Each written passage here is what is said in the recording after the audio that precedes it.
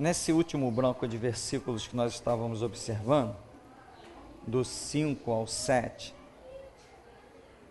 eu queria mencionar uma coisa que fala que praticam, porém, todas as suas obras com o fim de serem vistos dos homens, né? Irmãos, se tem uma coisa que tem atraído obreiros de Deus, é o destaque. Só que não o destaque natural. Veja bem, se você está carregando um balde de ouro, não vai todo mundo olhar para você?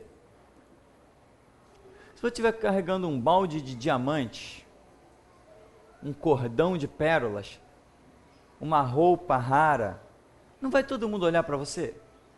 Você não vai ser destacado normalmente? E imagina você sendo um guardião da palavra de Deus. Você vai ser destacado, meu irmão, normalmente, sem o mínimo esforço. Por quê? Porque não tem como. Não existe um porta-voz de Deus que Deus não o ponha em evidência. Pois é o projeto de Deus atrair as pessoas para aquela fonte por onde ele pode falar. Então o destaque nessa obra, quem canta para Deus, quem é homem de oração, todos que são chamados a esta obra, comprados com o sangue de Cristo, para de uma ou outra forma serem transformados em sacerdote. Sacerdote é todo aquele que exerce algo diante de Deus. A Bíblia diz que Jesus com seu sangue nos comprou e nos fez um reino sacerdotal. Então o destaque é inevitável. Por mais que um pregador queira se manter oculto, ele vai ter que aparecer. É impossível um pregador se manter oculto. Até hoje nós não falamos de João Batista?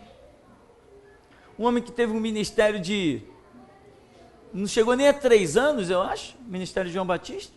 Até hoje se fala nele 2000 anos depois. Como deixar de falar de Pedro? Como deixar de falar de Paulo? Como deixar de falar de Tiago, João, de Estevão? Como deixar de falar desses homens? Porque o que estava sobre eles não tem comparação. O Espírito e a palavra revelada do Todo-Poderoso. Então, destaque, meu irmão, é algo normal, é algo comum, é algo que acontece nas nossas vidas. Às vezes, num local de trabalho, Deus faz que a atenção de todo mundo se volte para você. Você vira o conselheiro no trabalho. Eu virei conselheiro no meu trabalho. As pessoas chegavam, Pirani, na hora do almoço eu posso conversar contigo? No começo eu comecei a me assustar, depois eu me acostumei. Falei, pode. Eu virei conselheiro, por quê? Porque as pessoas viam o prumo da palavra, da conduta que estava sobre você, estava sobre mim. Então, pessoas, mulheres casadas, chegavam e diziam assim, Pirani, isso aqui, eu nunca falei nem com meu marido. E abriam o jogo comigo. Por quê? Porque eu tenho a palavra. A palavra estava sobre mim, o Espírito estava sobre mim. Então Deus, querendo operar na vida daquela pessoa, fazia ela se achegar a quem? A mim. Eu era o crente no local de trabalho. Uma vez eu estava numa empresa trabalhando, e uma pessoa chegou assim, olha, nós estamos precisando de uma pessoa para preencher uma vaga. Falou lá com a subgerente. A subgerente falou assim, não põe anúncio em lugar nenhum, não liga para a agência não. Porque eles ligavam para a agência mandava funcionário. A subgerente veio a mim, falou assim, nós temos uma vaga, eu queria que você me arranjasse uma pessoa, mas tem que ser uma pessoa igual a você.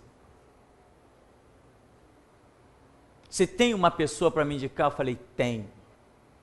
Tinha um irmão da igreja que estava desempregado, eu estava sabendo disso, fui e levei esse irmão para trabalhar na mesma empresa que eu.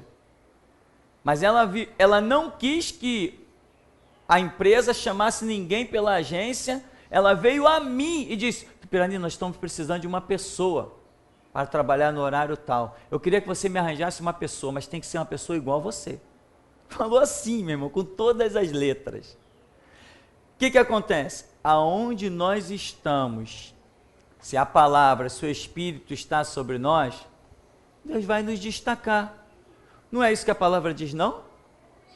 Não se pode esconder uma cidade edificada sobre o monte. Vós sois o sal da terra, vós sois a luz do mundo. Ora, e a luz resplandece, ela chama a atenção.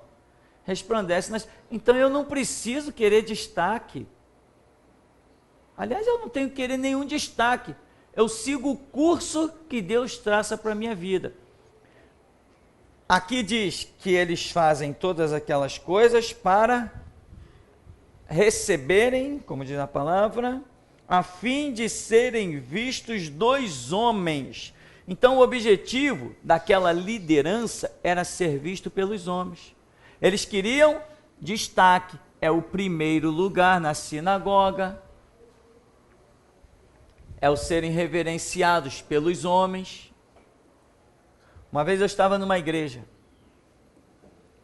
ali na Baixada, para o bairro de, lá depois nas bandas de Niterói, um bairro que é bem pobre para aquelas bandas lá, alguém sabe? Itaboraí. Eu estava ali numa igreja lá dentro de Itaboraí, a rua de barro ainda. Aí um homem, o pastor, está no púlpito, e o homem diz: irmãos, ontem eu estive numa grande reunião. Está todo mundo pensando que uma reunião de oração, sei lá o quê. Estive numa grande reunião. Nessa reunião só tinha homens importantes. E eu me senti ali no meio dessa gente toda importante. Caramba, tipo assim, aonde Deus me colocou, né? Só tinha gente importante. Aonde que o miserável estava? No meio de uma reunião de político. Era lá que o desgraçado estava. No meio de uma reunião de político. Todo mundo ali, os unhas de fome, as aves de rapina, né? Porque Itaboraí é grande, né? Dá voto, né, irmão? E a miséria de Itaboraí, considerado um dos lugares mais miseráveis do município, aquela miséria ali, tem argumento para todo mundo fazer campanha política. É vala passando em frente à porta das pessoas, é rua que já foi solicitado asfalto há não sei quantas décadas, isso tudo. Então o homem achou que eu estava numa reunião muito importante, só tinha homens importantes. Aí quando ele começou a citar os nomes, só político. Ele foi nessa reunião e ficou todo feliz, porque ele queria o quê? Ele queria destaque, ele queria ser visto pelos homens. Este mesmo homem, uma vez recebeu um CD meu, aí telefonou para cá. Ouvi o CD, tal, isso, aquilo outro, esse papo todo. Aí ele falou assim: poxa, mas tu com essa pregação, você não espera igreja cheia não, né? Qual é a intenção dele? Não é exercer um ministério, é ter igreja cheia. Número, pessoas, isso que é para ele. O que ele busca é isso. E hoje, irmãos, pregando aquilo que ele não queria que eu pregasse, hoje a igreja aqui é maior que a dele. Muito maior, mas muito maior. Muito maior. E nós temos coisas aqui que ele nem sonha. Biblioteca, sala de vídeo, DVD para as pessoas assistirem, edição de áudio, edição de vídeo. Nós temos coisas aqui incríveis que ele não chega nem perto. Pregando aquilo que ele falou: não espere igreja cheia. Realmente, nós não esperamos igreja cheia. Nós esperamos que Deus selecione e reúna os seus valentes para a realização da obra. No verso 8, então: vós, porém, não sereis chamados mestres, porque um só é o vosso mestre, vós todos sois irmãos, A ninguém sobre a terra chameis vosso Pai, porque só um é o vosso Pai, aquele que está nos céus. Nem sereis chamados guias, porque um só é o vosso guia, o Cristo, mas o maior dentre vós será vosso servo. Quem a si mesmo se exaltar será humilhado, e quem a si mesmo se humilhar será exaltado. Dizer o quê? Não precisa dizer mais nada. O que nós vamos dizer? Não queiram destaque, mestre, né? Não queiram isso. Não queiram exaltação ao guia. Não, não. Todos vocês são discípulos do mesmo Cristo. Todos nós, todos vocês precisam ser guiados pelo mesmo Deus. Todos vocês são iguaizinhos. Não tem destaque para ninguém. Cada um na sua função? Sim. Um é o pregador? Tá. Outro é o cantor? Tá. Outro toca? Tá. Outro compõe? Tá bom. Outro ora? Tudo bem. Outro sai e distribui um folheto? Tá bom, tá jóia. Outro quer investir, levar, ceder, ou seja lá que, etc, né? Outros recursos que tenham. Cada um na sua função que Deus tem dado, mas todos são participantes do mesmo reino, debaixo do mesmo domínio, guiados pelo mesmo Deus. Jesus está falando, vocês têm que ser diferente deles. Eu estou acabando com aquele sistema lá. Estou mostrando para vocês que vocês não podem ser iguais a eles, senão o trabalho será em vão. E ele diz, quem a si mesmo se exaltar será humilhado. Ou seja, Deus pode ter projetos de nos exaltar, mas nós mesmos não podemos nos exaltar, né? E ele diz, vai ser humilhado, ainda tem mais, o que a si mesmo se exaltar, vai acabar sendo humilhado, não vai nem ficar por isso mesmo, né? E quem se humilhar, será exaltado. Se humilhar, meu irmão, é permanecer na humildade, né? Isso é se humilhar, você permanecer na humildade, seguindo a tua estrada, seguindo o curso do seu caminho bonitinho. Vai em frente. Não é ficar dizendo, eu sou um miserável, eu sou um desgraçado, eu não valho nada, eu sou um zero à esquerda. Não é isso que é se humilhar não, meu irmão. Porque muita gente pode dizer assim, eu sou um miserável da boca para fora, mas lá dentro está dizendo, eu sou tal. Eu arrebento, eu sou bom demais. Então não é nada disso não, não é declaração de lábios não. É vida. É viver realmente, é isso que caracteriza um ser humilde, né? E os olhos de Deus reconhecem isso aí sem nenhum problema. Seguindo então no nosso verso 13, Jesus diz, ai de vós, escribas e fariseus, hipócritas, porque fechais o reino dos céus diante dos homens, pois vós não entrais, nem deixais entrar os que estão entrando. Olha que loucura, irmão. Jesus está falando de uma classe dominante, vamos assim dizer, a classe da elite. Jesus está dizendo, vocês não estão entrando. E tem mais, toma cuidado aí, irmão. Vocês ainda estão fechando a porta para outros que estariam entrando. Vocês, além de não entrarem, ainda estão atrapalhando, ainda estão sendo pedra de tropeço. É ruim admitir, mas é verdade, irmão. Muita gente não alcançou o reino de Deus por culpa de outros. Muita gente já serviu de pedra de tropeço. Muita gente. Mas por quê? Porque a pessoa não se preocupa em olhar exclusivamente para Cristo. Se você saltar, né, a sua visão acima dos mercenários, acima de uma raça de guias cegos, você vai entrar no reino dos céus. Mas se ficar sujeito a um monte de baboseira que tem por aí, vai acontecer isso. Além de eles não entrarem, eles ainda impedem pessoas de entrar no reino. Ai de vós, escribas e fariseus hipócritas, porque devorais as casas das viúvas, e para justificar fazeis longas orações, por isso sofrereis juízo muito mais severo. Seguindo ainda, ai de vós, escribas e fariseus hipócritas, porque rodeais o mar e a terra para fazer um prosélito, quer dizer, um discípulo, né? E uma vez feito, o tornais filho do inferno 2 vezes mais do que vós. Nós já temos falado isso muitas vezes, irmão, essa situação em que as pessoas trabalham e aparentemente trabalham muito duro. Jesus fala, rodear a terra. O que é rodear a terra? São situações incômodas, né? O camarada um dia dorme de um jeito, outro dia dorme de outro, um dia come uma coisa, outro dia come outra. O camarada tem que viajar daqui para lá, é uma coisa meio contraditória, às vezes levando até a família, né? Como eu já vi muitos casos.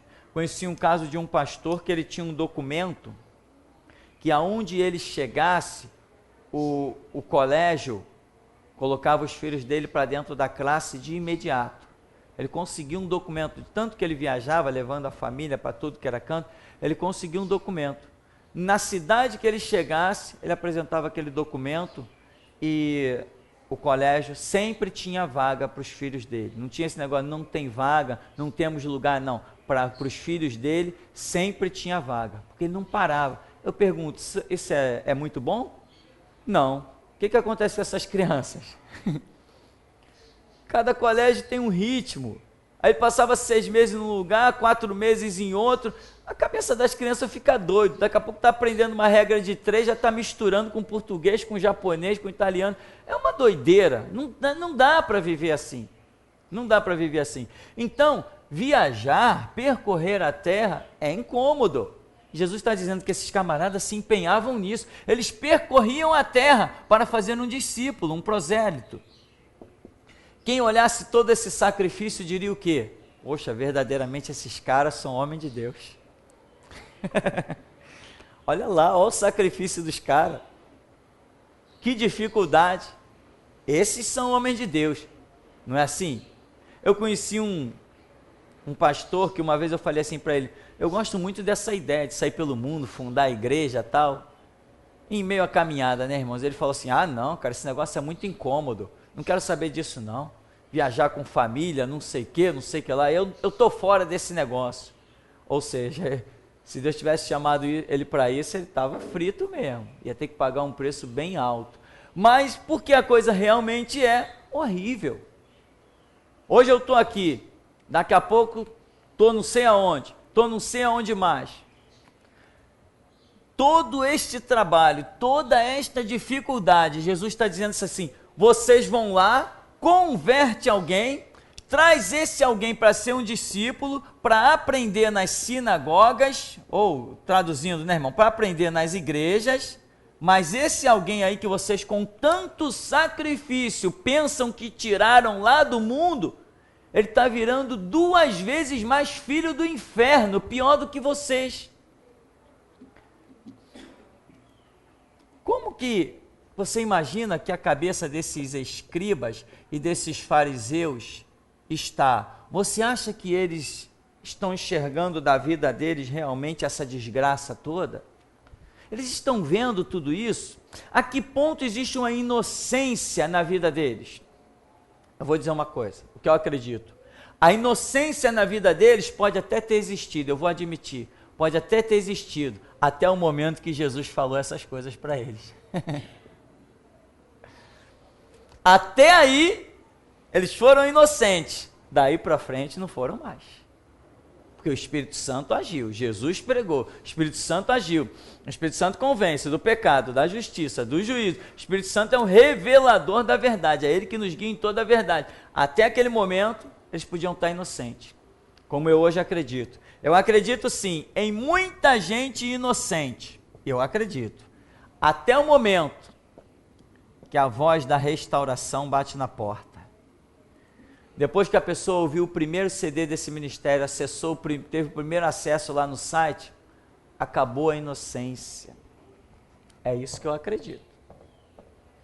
Realmente é nisto que eu Acredito, né? Então, Jesus está falando, vocês estão fazendo discípulo para o inferno.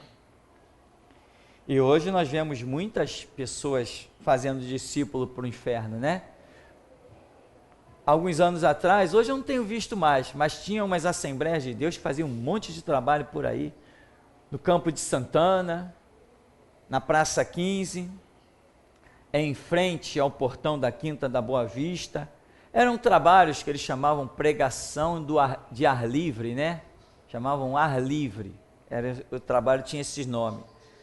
Mas, tá, aí alguém ia lá, se converteu. Vou para a igreja, foi para a igreja. Quando o camarada entra na igreja, vem um político e se apresenta no púlpito para aquele camarada que foi para a igreja votar no político. O que adiantou esse negócio? Transforma as pessoas em filhos do inferno. Agora virou Congresso. Fogo para o Brasil. Congresso Fogo para o Brasil? E que fogo, né, irmão? Está queimando tudo mesmo.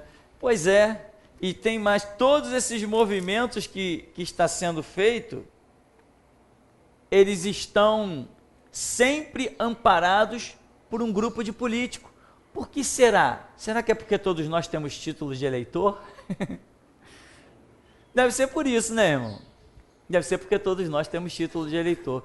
Se nós, crentes, fizéssemos uma campanha incendeie seu título, nós baniríamos os políticos da igreja. Não entrar mais nenhum na igreja. Não, aqueles caras não votam, o que eu vou fazer lá? Será que eu estou certo ou errado, irmão? Deixa eu ver mais um versículo bíblico aqui. Diz, verso 16: ai de vós, guias cegos, que dizeis, quem jurar pelo santuário, isso isso é nada. Mas se alguém jurar pelo ouro do santuário, fica obrigado pelo que jurou. Só aí para nós darmos uma parada. O que está vendo aqui? Está havendo uma inversão dos posicionamentos espirituais. A oferta é importante? Claro, foi instituída por Deus. Como que Deus instituiu alguma coisa que não seja importante? A oferta é importante? É. Dízimos são importantes? Claro. Quem vai contrariar a palavra de Deus? Temos visto o valor de todas essas coisas? Sem dúvida.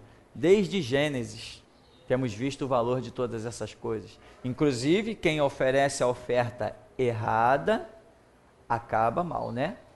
Como foi o caso de Caim, que não foi aceito, acabou entrando por um caminho que sabe-se lá onde foi parar. Então, o que vemos nessa passagem bíblica que lemos é uma inversão de valores, de posicionamentos espirituais. E isso aqui nós precisamos tomar cuidado. Eu já vi muita gente dizendo assim, não, esse mês eu tô em dia com Deus, já entreguei o meu dízimo e tal. Uma vez eu estava numa casa de um rapaz, ele estava soltando pipa em cima do telhado. E nós estávamos ali visitando a família, que estava indo para a igreja. De repente, esse rapaz desceu. Ô irmão, não quer ficar aí com a gente não? Vamos fazer um culto, vamos orar, tal.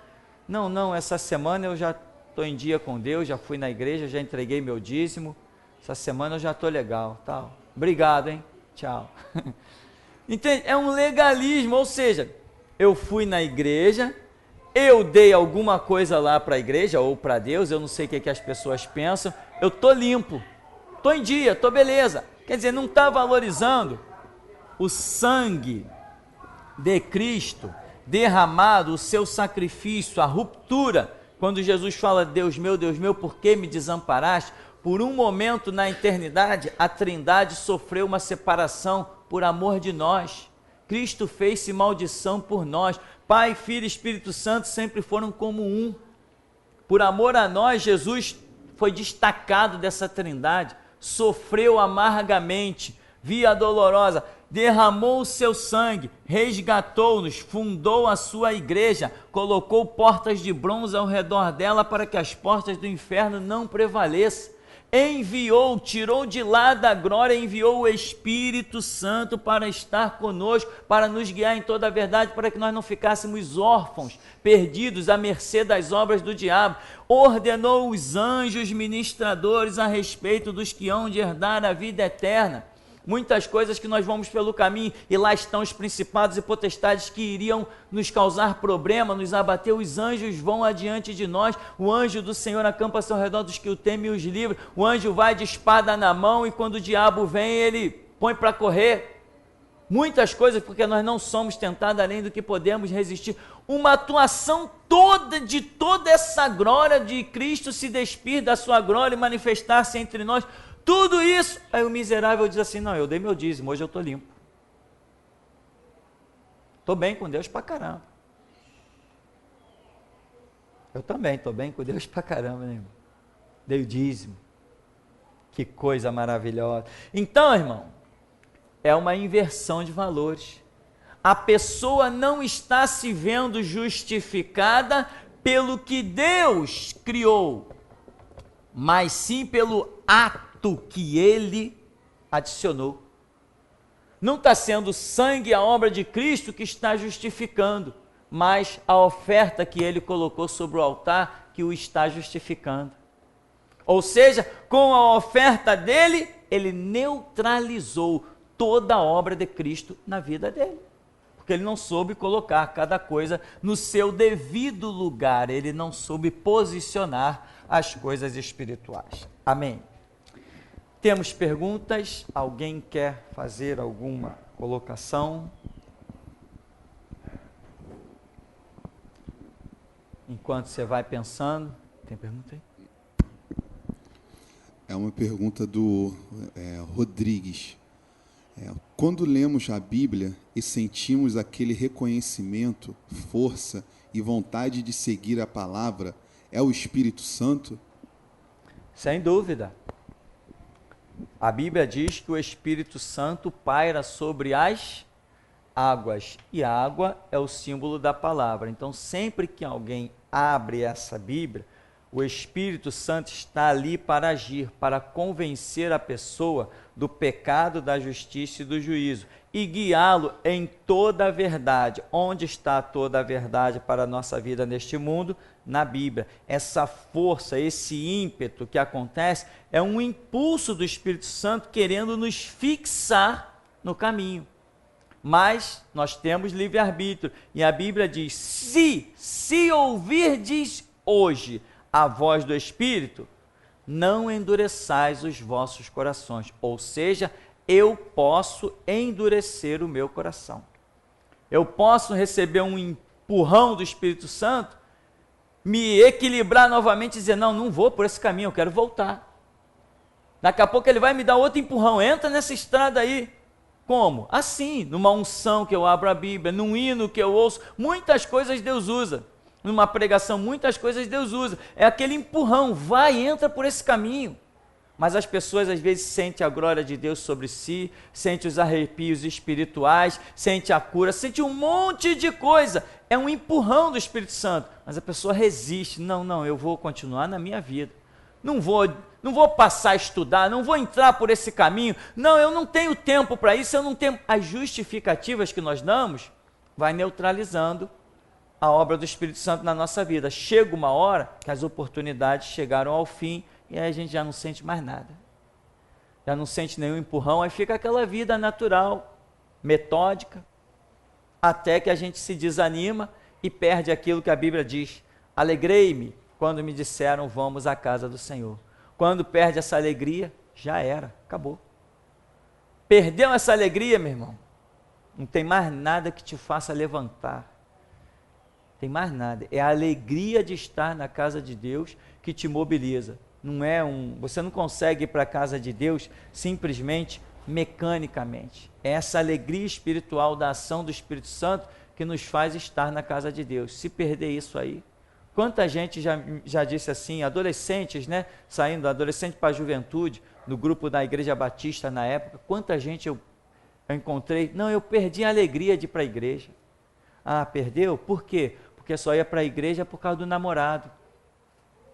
Perdeu a alegria de ir para a igreja porque era namorinho de adolescente para cá, era encontrozinho de retiro espiritual para lá. Era isso que motivava as pessoas. Chega uma hora que o Espírito Santo para de agir. E aí já era, quando perde essa alegria de estar na presença de Deus, não tem mais nada que recupere isso aí, não. As igrejas Assembleias de Deus estão como uma testemunha que diz ter ido ao inferno por ordem de Jesus. O pastor pode falar a respeito disso? Se nós pegássemos esse testemunho, com absoluta certeza, nós íamos mostrar o quanto ele contraria conceitos bíblicos, porque nessas mentiras, nós sempre achamos narrativas que contrariam a teologia, contrariam as narrativas bíblicas de uma maneira muito absurda, igual um tal que tinha numa igreja aí, um tal parece Adão. Adão de Campos? Não.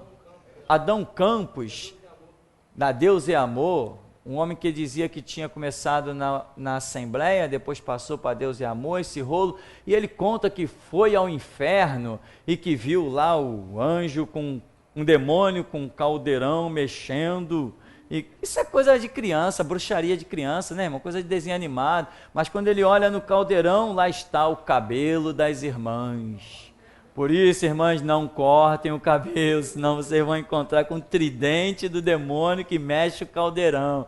Aí é tanta palhaçada, é tanta besteira, os caminhos que ele descreve. E o pior, o infeliz, o desgraçado, ninguém disse para aquele desgraçado que os mentirosos não herdarão o reino de Deus. Ele diz que ele está no inferno, e quando ele se depara por uma área, ele chega num lugar, e o que ele vê?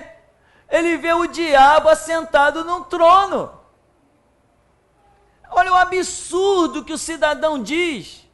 Quem foi que disse que o diabo reina no inferno? A Bíblia diz que o diabo é um lugar de tormento. O diabo está, como diz lá em Jó, rodeando a terra e passeando por ela. A Bíblia diz que quando o diabo for lançado no inferno, o inferno é um lugar de tormento, não é um lugar para reinar, não tem demônio reinando no inferno, não tem diabo reinando no inferno. E o infeliz, o miserável do tal do Adão, diz que foi ao inferno e que viu lá o diabo com uma coroa, com auxiliares, como se fosse um império e ele estivesse no maior ar-condicionado, tapete vermelho. Que isso, gente? E tem mais.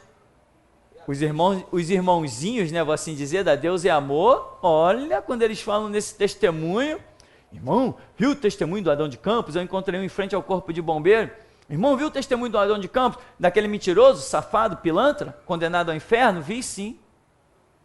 Que isso, irmão, falando assim de um homem de Deus, daquele que foi arrebatado, só se foi ao inferno mesmo, né? Arrebatado para o inferno mesmo que ele vai ser. Que isso, irmão. Então, esse negócio desses testemunhos, meu irmão, você vê que a preocupação de Jesus foi em revelar as grandezas do reino de Deus. Não a respeito do inferno, Jesus simplesmente disse o seguinte: é um lugar de tormento, preparado para o diabo e para os seus anjos. Ele foi preparado para isso, porém homens, por fazerem a vontade do diabo e dos seus anjos, vão acabar indo para o mesmo lugar. Porque aquele a quem você se submete, esse se torna seu senhor. Né? E assim como Jesus fala, eu sendo Senhor de vocês, eu vou preparar lugar para que onde eu estiver, vocês estejam também. Quem aceita os rituais do diabo como senhorio da sua vida, para onde o diabo vai, eles vão também. É uma regra óbvia, né? Então eu não acredito nesses testemunhos, e depois de Lana Holden, né, a gente pode esperar qualquer outra coisa das Assembleias de Deus. Pastor, esta reverência que os judeus tinham com escribas e fariseus pode se assemelhar hoje ao G12, onde os liderados praticamente são induzidos a honrarem aos líderes? É um tipo de... é uma tipificação, é uma simbologia, porque no G12, né, que tem como uma das líderes aquela descaída da vida, Valnice Milhomes, Ana Paula Valadão, Valnice Milhomes, por causa de G12, chegou ao ponto de raspar a cabeça. Porque disse que era o voto que nem o de Paulo. Quer dizer, aonde que isso é cristianismo, meu irmão?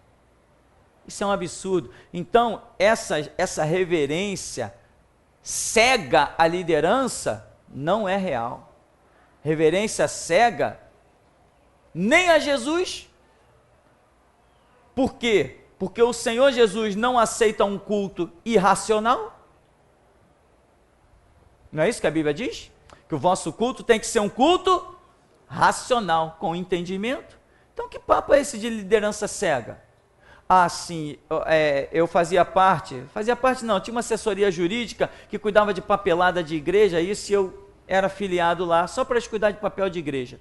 E uma vez tinha um papo lá de um tal de um bispo, que era o líder lá da organização, e esse camarada me consagrou um molequinho de 16 anos a pastor. Quando o camaradinha fez 17 anos, ele consagrou a bispo. Aí eu cheguei no meio da conversa, peguei o bonde andando, alguém falou, né, irmão? Porque, poxa, com 17 anos já é bispo, né? Eu falei assim, quem é esse palhaço? Com 17 anos que virou bispo. Não, irmão, peraí, palhaço não. Quem consagrou ele foi o bispo Eliezer.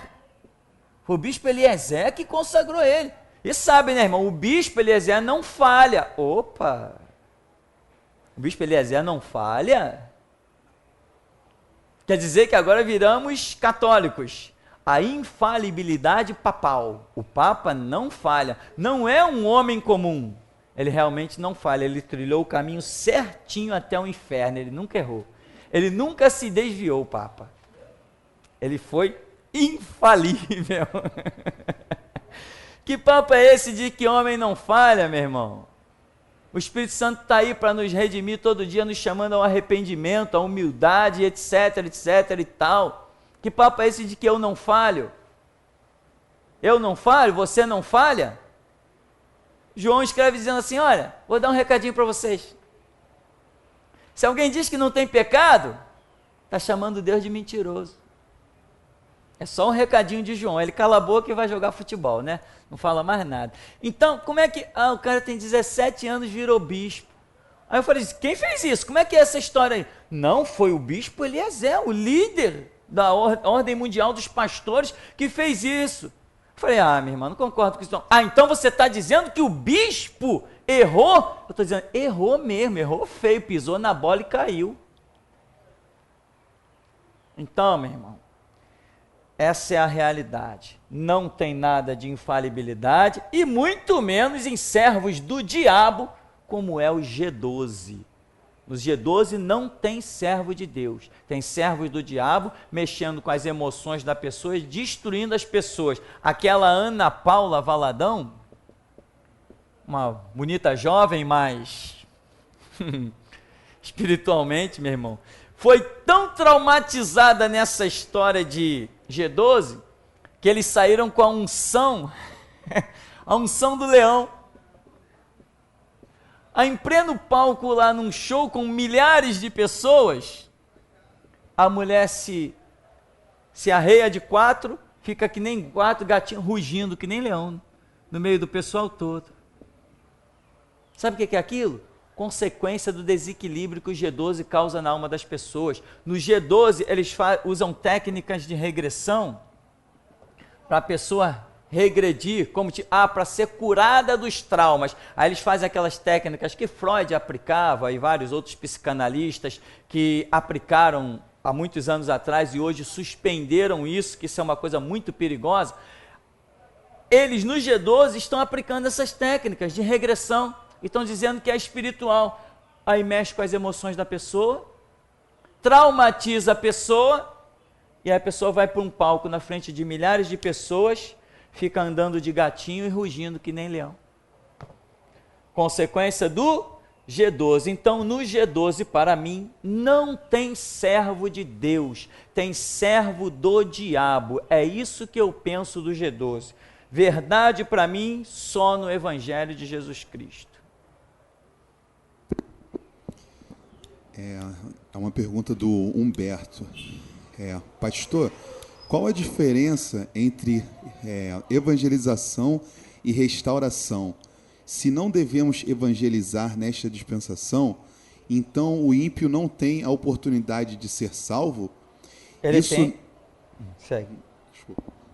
Isso não seria justo. Eu não entendo o que será das crianças e jovens que estão chegando agora ao mundo. O pastor pode me esclarecer, por favor? Posso. O que acontece é o seguinte: o justo, para mim, não interessa. Não sou eu que determino a justiça. Quem determina o que vai ser sobre a terra, as estações que virão sobre a terra, inverno, primavera, verão, outono, não estou tentando botar na ordem, que de estação não entendo nada.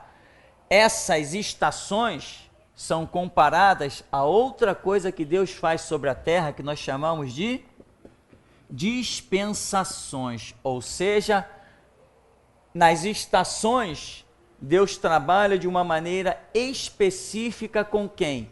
Com as árvores. E as árvores são símbolos de homens. Bem-aventurado o homem que não anda segundo o conselho do ímpio, não se detém no caminho dos pecadores, não se assenta na roda dos escarnecedores, antes tem o seu prazer na lei do Senhor, na lei do Senhor medita de dia e de noite, pois será como a árvore. Quando Jesus abriu vista àquele cego, disse: o que tu vês? O que ele disse que via? Vejo os homens como árvores. Ali tem mais um mistério glorioso. Árvore é símbolo de homem. As estações que operam sobre a terra tratam as árvores de maneiras diferentes e fazem-nas produzir coisas diferentes. Numa estação, a árvore só se enche de folha e produz só a sombra. Vem outro lado que ela produz suas flores, daqui a pouco ela está produzindo seus frutos, daqui a pouco ela está produzindo seus, vou chamar de filhotes, suas mudas, né? E assim, as 4 estações que operam sobre a terra agem de forma diferente sobre as árvores. As dispensações que Deus tem sobre a terra agem de forma diferente sobre nós. Não adianta uma árvore chegar no verão querer se comportar como ela teria que se comportar no inverno. Vai se dar mal. E é assim que muita gente, muito crente especificamente falando, tem se dado mal. Por quê? Porque Deus muda os tempos e as estações espirituais, como ele disse, e tem pessoas que querem se comportar da mesma maneira o tempo todo. Ou seja, houve uma estação, ou seja, uma dispensação chamada evangelização. Agora nós estamos em uma estação, ou seja, uma dispensação chamada restauração. Mas eu não vou buscar o ímpio. Caramba, eu lancei a rede. Se vier algum ímpio, satanista, invocador dos mortos, homossexual, pedófilo, adorador de boneco de gesso de Roma, se vier um desse na rede, muito que bem, se enquadre e segue a vida. Tem gente aqui que se converteu nesse ministério, no tempo da restauração, e está aí há anos. Mas eu te garanto, eu não lancei a rede para ele. Nesse tempo que nós estamos vivendo, o objetivo de Jesus Cristo é restaurar a igreja. Eu não tenho tempo de ir evangelizar, porque eu tenho tudo que eu recebo do Espírito Santo, é um trabalho que vai acordar crente, porque Deus quer levantar um povo para ser o quê? Arrebatado. E a igreja hoje não está em condições de ser arrebatada. A minha missão, a missão da geração Jesus Cristo, é despertar pessoas para o arrebatamento, ao ponto de nós não sermos nem no mundo espiritual considerados igreja. Nós não somos igrejas. Nós somos o grito da meia-noite. E a Bíblia mostra que à meia-noite houve um grito. O grito foi manifesto. E o objetivo do grito era o quê? Acordar as igrejas. Mas a Bíblia diz que as 10, que representam toda a organização chamada igreja sobre a face da terra, todas essas 10, todos os que se diziam cristãos a nível de igreja, todos eles adormeceram. Mesmo que eles tinham o quê? Azeite na sua lâmpada, ainda assim adormeceram, mas o grito permaneceu de pé, o grito permaneceu capitando. Chegou a hora, o noivo vem aí, e o grito tinha o objetivo de acordar as igrejas. Eu não sou igreja, você não é igreja, nós somos o grito. Vê se tem alguma igreja que ousa fazer o trabalho ou vestir as camisas que nós vestimos. Nós não somos igreja, nós somos o grito. Eu sei disso muito bem. Então, nós trabalhamos para acordar a igreja para o arrebatamento, porque a própria igreja está hoje a caminho do inferno. E o projeto de Deus, a semelhança do que aconteceu com Israel na pessoa de João Batista, hoje acontece conosco para a igreja. É a mesma coisa em tempos diferentes. Então, a evangelização ficou para trás. Se alguém quiser vir e entender o que é evangelho dentro da visão da restauração, será muito bem-vindo, converta-se. Agora, está muito difícil de um ímpio se converter hoje, porque a linguagem que nós pregamos é uma linguagem muito exclusiva para a igreja. Não tem mais aquela igreja, Jesus te ama, Jesus morreu na cruz pelos teus pecados, olha, e blá. Essa glória da evangelização acabou, nós não temos mais essa linguagem. As mensagens que Deus nos revela não são mais essas, não são mensagens para alcançar um coração vazio. Hoje as mensagens que Deus nos dá são mensagens para alcançarmos um coração que tem a essência de Deus lá. Essa é a realidade. Então, eu sinto muito pelas crianças de Hiroshima. Eu sinto muito pelas crianças que morrem de fome na África. Eu sinto muito pelos que estão sendo massacrados pela pedofilia, pelo homossexualismo. Eu sinto muito pela calamidade da humanidade, mas eu não abandono o meu caminho. Eu não abandono o meu caminho. O meu caminho é pregar para crente, o meu caminho é chicotear a liderança, o meu caminho é mostrar a soberania de Deus, e de uma maneira tão gritante que o ímpio só tem uma coisa para fazer: se escandalizar. Porque a minha mensagem é para acordar o crente. Eu não quero saber do ímpio, eu não quero saber do traficante, eu não quero saber do cara que é um assassino, a mim não me interessa ele não é o alvo da minha pregação. Cada um não tem que andar no seu próprio ministério? Esse é o meu. E digo mais, daqui para frente, quem não tiver este ministério chamado restauração, pode parar de se iludir, porque não tem mais nenhum. São guias cegos conduzindo pessoas ao inferno. Então, esta é a realidade. Lamento muito pelas crianças que estão nascendo hoje, porque elas serão massacradas na grande tribulação, quando Deus derramar as suas taças amargas. As crianças que estão nascendo hoje terão que atravessar o reinado do anticristo, elas serão trucidadas, elas vão ter um sol de 60 graus na cabeça dela, elas vão ter geadas horripilantes, elas vão ter temperatura de menos 20 graus para tentarem sobreviver. Elas vão ter o cavalo vermelho da fome, da guerra, vão ter o cavalo preto da fome e vão ter pestes perniciosas, horripilantes no cavalo amarelo, tragando milhões para o inferno. Eu lamento muito por essas crianças, mas elas irem para o inferno não é culpa minha. Agora, muitos dos que vão herdar a glória de Deus e vão entrar pelo arrebatamento, isso sim é culpa minha. Isso é culpa minha.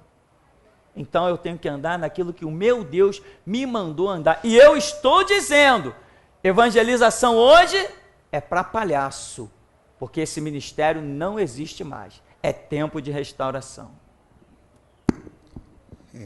Pastor, quando Jesus fala na palavra que os mortos irão ressuscitar primeiro, quando ele está falando de pessoas mortas, são aqueles mortos do passado e do presente? Que tipo de mortos Jesus está falando? É do corpo físico? O apóstolo Paulo é que menciona essa palavra, né? Dizendo que na época do arrebatamento, nós, os vivos, não transcenderemos, se não me falha a memória a palavra, não transcenderemos os mortos. Ou seja, ele dá a ideia de que os mortos, né, terão ali o seu corpo transformado, a sua alma e espírito que estão no paraíso. O que vai acontecer? Vai haver uma transformação gloriosa desses corpos que estão em decomposição dentro da terra. Vai haver uma união com a alma e espírito que estão no paraíso, e daí vão partir para a glória de Deus. Esta é a visão do apóstolo Paulo. Ele diz que nós, os vivos, não passaremos à frente desses mortos. Mas depois ele diz assim, e nós também, num abrir e fechar de olhos, numa piscadinha de olhos, seremos assim transformados. E vamos nos encontrar com esses mortos ressuscitados, e também com o Senhor Jesus, vamos nos encontrar com ele nas nuvens. É isso que Paulo descreve. Então, somente Paulo menciona isso. Pode ter recebido uma revelação ou não, não sei, mas também não é algo que faça nenhuma diferença na doutrina do Evangelho, de quem vai primeiro ou se vamos todos juntos. O fato é que todos nós temos que chegar no mesmo lugar. Isso é que é o importante. Então, Paulo menciona sobre essa ressurreição dos mortos, a transformação dos vivos e o arrebatamento acontecendo. Só que ele dá essa ordem aí, dizendo que primeiro os mortos vão. Mas eu não sei se será assim, e também se for assim, não faz diferença, porque nós vamos estar simplesmente, os que estiverem vivos, né, aguardando a sua hora, ou os que estiverem mortos, também aguardando a sua hora. Não faz diferença nenhuma na doutrina do Evangelho. Mais perguntas?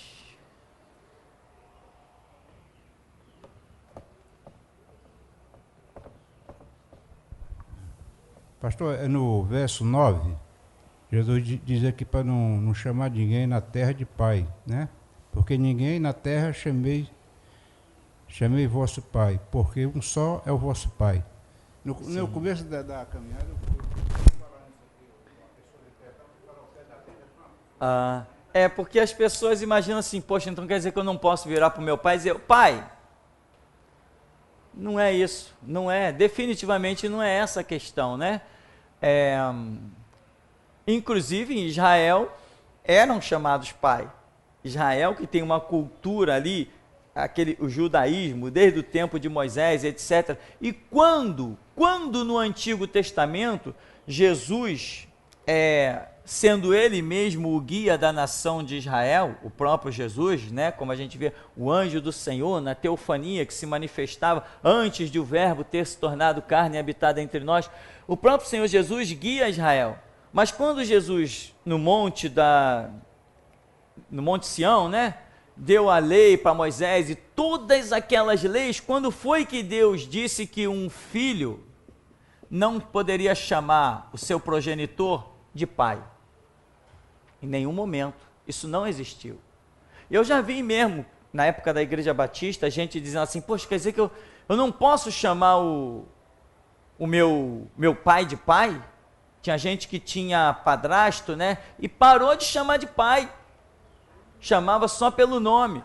Eu sempre achei isso aí uma ignorância muito grande, porque não é uma realidade em nenhum conceito de lei. Quando o Senhor Jesus, até então vamos dizer, deu essa palavra, irmão, Jesus está falando aqui, esse pai, eu acredito que Jesus está se referindo ao Pai celeste, como ele está falando de um contexto de guia, ele está falando de um contexto de guarda, né? Ele está falando de um contexto de suprimento. É isso que nós identificamos nesse contexto que Jesus está se referindo ali com os escribas e fariseus, esclarecendo seus discípulos. Eu não vejo essa palavra enquadrada dentro de um conceito de pai, familiar. Familiar. Eu não vejo essa palavra dentro desse conceito familiar. Eu vejo essa palavra dentro do conceito, como ele vai citar, de guia, de guarda, daquele que providencia todas as coisas. Eu não vejo nada, não comparo essa palavra a um pai que... marido, mulher, família, eu não vejo essa palavra enquadrada aí dentro, até mesmo porque não existe nenhum mandamento que me dê respaldo para pensar dessa maneira. E o contexto, que sempre nós temos que observar muito, o contexto ali, Jesus não está tratando de nenhum assunto família, ele está tratando de uma situação de guia, orientação espiritual.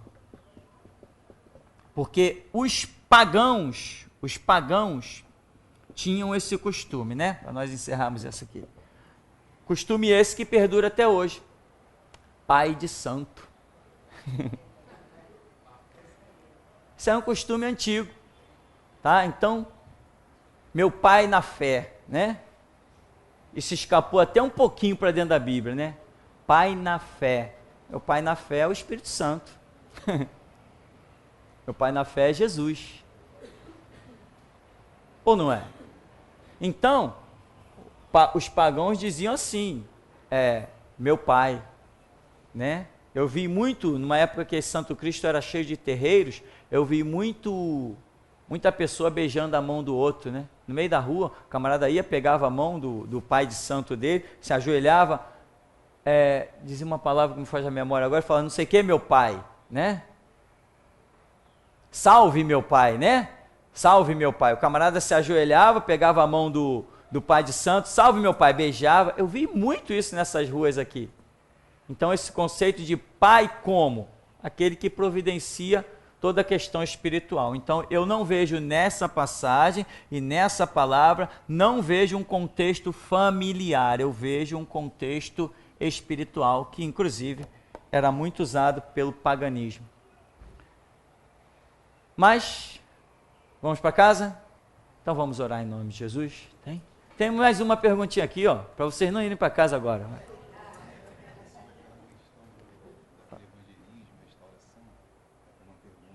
Vai. Pastor, e as crianças que nascerem das irmãs da geração Jesus Cristo? Elas serão arrebatadas. Veja bem, nós estamos trabalhando e nós temos várias pregações, vários trabalhos já postados na internet, inclusive. E o que acontece? Qualquer criança, né? Talvez isso dê um alívio para o nosso irmão aí da internet, né? Qualquer criança, ainda no seu estágio de inocência, ela será arrebatada, tá? Talvez respire um pouco, né? Qualquer criança no seu estágio de inocência, e isso não somos nós que determinamos um estágio de inocência, isso é visto por Deus. No estágio de inocência, todos serão arrebatados. Mas todos aqueles que já tiverem em condição psicológica para decidir entre o certo e o errado, estes aí terão que estar com a decisão pelo certo. Senão, não serão arrebatados e terão que ser massacrados numa série de situações que existem aí. Por exemplo, não só os filhos do povo da geração Jesus Cristo, mas os filhos do mundo. Se nós estamos instruindo os nossos filhos, é para que eles participem da porta do arrebatamento. Se nós não instruirmos os nossos filhos, eles ficarão para ser massacrados como todos os outros.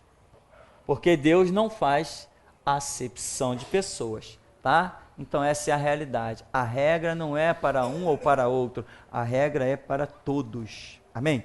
Vamos agradecer ao nosso Deus?